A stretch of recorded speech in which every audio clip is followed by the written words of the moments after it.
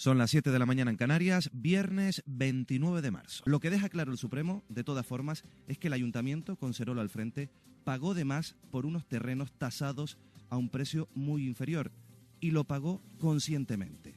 Además, dinero que salía de las arcas públicas. Pedro Hernández Arcila, muy buenos días. ¿Qué tal? Buenos días. Bueno, es actualmente portavoz de Si se puede en el Ayuntamiento de Santa Cruz de Tenerife, pero también abogado de la coordinadora El Rincón, prácticamente denunciantes primigenios junto a Justicia y Sociedad de este asunto o de asuntos muy similares. Estamos hablando también de los terrenos, también de las huertas.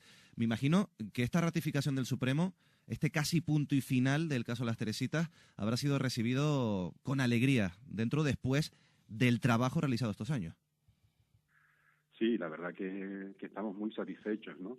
La coordinadora del Rincón no intervino directamente en el asunto penal, pero sí fue prácticamente, no sé si el pistoletazo de salida en un caso parecido y similar. Sí, fue en el ámbito contencioso administrativo y ahí se detectó el error en el que se había incurrido al fijar el precio y que, bueno, después tuvo una deriva penal que termina con la sentencia del Tribunal Supremo. Pero nosotros lo que fuimos a cuestionar es el acto de la compraventa por la vía contenciosa administrativa. Decíamos que el precio se había fijado sin ningún tipo de garantías porque no había ningún informe de ningún técnico municipal que avalara ese precio e incluso al referirse y pactar ese precio por un informe de una empresa externa, pues que eso adolecía e incumplía el reglamento de bienes de las corporaciones locales, etcétera, etcétera. Y en primera instancia, en el Tribunal Superior de Justicia de Canarias, nos desestimaron el recurso, recurrimos en casación y en el Tribunal Supremo pues nos dieron la razón. Lógicamente estamos muy satisfechos, ¿no? por todo lo que esto supone. Sí. Recuperar también el dinero para el municipio de Santa Cruz, ¿no? Eso le iba a preguntar, ahora seguramente Pedro Murillo le preguntará por otras cuestiones, pero le iba a preguntar por esto. Estamos asistiendo quizás a las complicaciones que nos vamos a encontrar en los próximos años para recuperar ese dinero. Ayer hablábamos de ese movimiento de uno de los empresarios, Antonio Plasencia, para evitar pagar y reintegrar ese dinero. Al final, con la sentencia ya firme, ¿vamos a encontrarnos con problemas, señora Arcila, a la hora de recuperar ese dinero? Hombre, quizás no sea sencillo, ¿no? Es una cantidad muy importante en el que ya habrán previsto las personas que muy posiblemente iban a ser condenadas o iban a tratar de hacer algunas estrategias para evitar ese pago, ¿no? Pero, en fin, estaba escuchándole y efectivamente, si esto ocurre, pues puede haberse incurrido en un presunto delito de alzamiento de bienes, etcétera, etcétera, ¿no? Nos parece que es importante, lógicamente, el recuperar el dinero. En segundo lugar, saber que la titularidad del Frente de Playa sigue siendo municipal, eso nos parece también una gran noticia.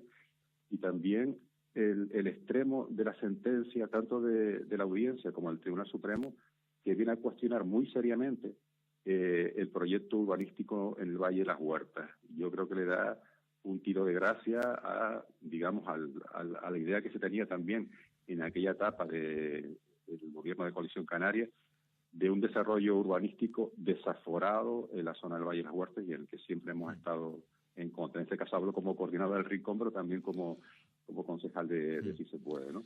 Pedro Murillo, venga. La posibilidad también abierta de abrir todo, digamos, de buscarle solución a todo el tema de Montaña Morera, ¿no? Nos parece también otro aspecto que debe destacarse. Desde luego, ahora mismo, tal y como lo que dice la sentencia de la Audiencia Provincial y del Tribunal Supremo, el proyecto de urbanización del Valle de las Huertas no se puede ejecutar. Hay que repensar un nuevo modelo de desarrollo en aquella zona y ahí tenemos que ir pensando, digamos, en propuestas mucho más sostenibles para aquel entorno que es puerta de entrada al Parque Rural de Anaga y con un enorme valor natural, ¿no? Eso va a tener que cambiar radicalmente.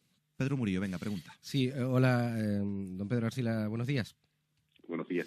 Sí, dos preguntas en una rápidamente. En primer lugar, si cree que la ejecución de sentencia debe pedirse de forma inmediata para poder precisamente garantizar ese pago del dinero que se ha perdido en las arcas públicas. Y en segundo lugar, quizás este caso, el caso de las Teresitas, que es uno de los mayores pelotazos urbanísticos en Canarias, también coincide si coincide o no, o si cree que es así o no, con una forma de gobernar en el pasado, porque también tenemos otros casos como el caso Arona, en el que también hubo un revuelo mediático. Es decir, esto coincide con una época de gobierno en el que el desarrollismo estaba más presente, entre otras cosas porque estamos hablando que dos de los condenados son dos de los principales, uno de los principales empresarios que han apostado por lo que era el desarrollo, sobre todo en la época de los 80, 90 y primeros 2000, que han sido condenados. Y recordemos que también, por ejemplo, Ambrosio Jiménez también fue condenado por el caso del trompo, digamos. Sí, claramente refleja una época, que no quiere decir que ese espíritu de entender lo público como una manera de enriquecerse haya desaparecido. En aquel momento esto ocurría sobre todo en el ámbito urbanístico, en el que había, en fin, estábamos sufriendo un boom urbanístico desaforado en nuestras islas, y se dio en Tenerife, se dio también en Lanzarote, se dio en Fuerteventura, se dio en todos los puntos de la isla. El desarrollo urbanístico vino acompañado de una especulación y de una corrupción urbanística en el que intervinieron directamente pues los principales responsables o ediles en los distintos municipios, efectivamente. Eso no quiere decir que esto haya terminado, ¿no? Sino que, digamos, en aquel momento era tan exponencial el desarrollo urbanístico que se dio de una manera absolutamente alarmante, ¿no? Con relación al tema de la recuperación del dinero, nosotros desde Sí se Puede reclamábamos, una vez que conocimos la sentencia de la Audiencia Provincial, que se iniciaran los trámites de la ejecución provisional para ir garantizando el que estas cantidades se pudieran cobrar.